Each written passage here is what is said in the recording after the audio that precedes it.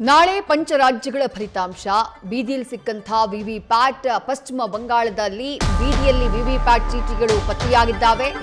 ಮಧ್ಯಮ ಗ್ರಾಮದ ಸುಭಾಷ್ ನಗರದ ಬೀದಿಗಳಲ್ಲಿ ಈ ರೀತಿ ವಿವಿಪ್ಯಾಟ್ ಚೀಟಿಗಳು ಪತ್ತೆಯಾಗಿರುವುದು.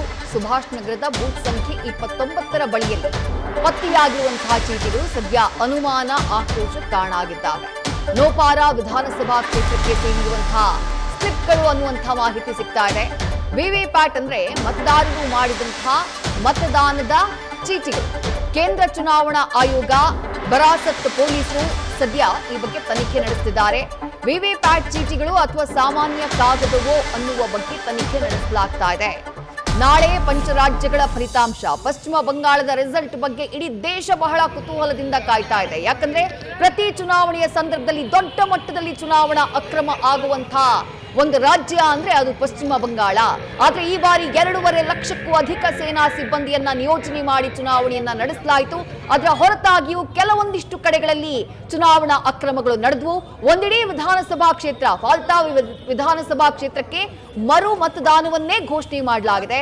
ಇದರ ಮಧ್ಯೆ ನೋಪಾರ ವಿಧಾನಸಭಾ ಕ್ಷೇತ್ರದಲ್ಲಿ ಈ ರೀತಿ ವಿವಿಪ್ಯಾಟ್ ಸ್ಲಿಪ್ಗಳು ಪತ್ತೆಯಾಗಿದ್ದಾವೆ. ಅಂದ್ರೆ ಇದು ಕೂಡ ಬಹಳ ಇಂಪಾರ್ಟೆಂಟ್ ಆಗಿರುವಂತಹ ಡಾಕ್ಯುಮೆಂಟ್.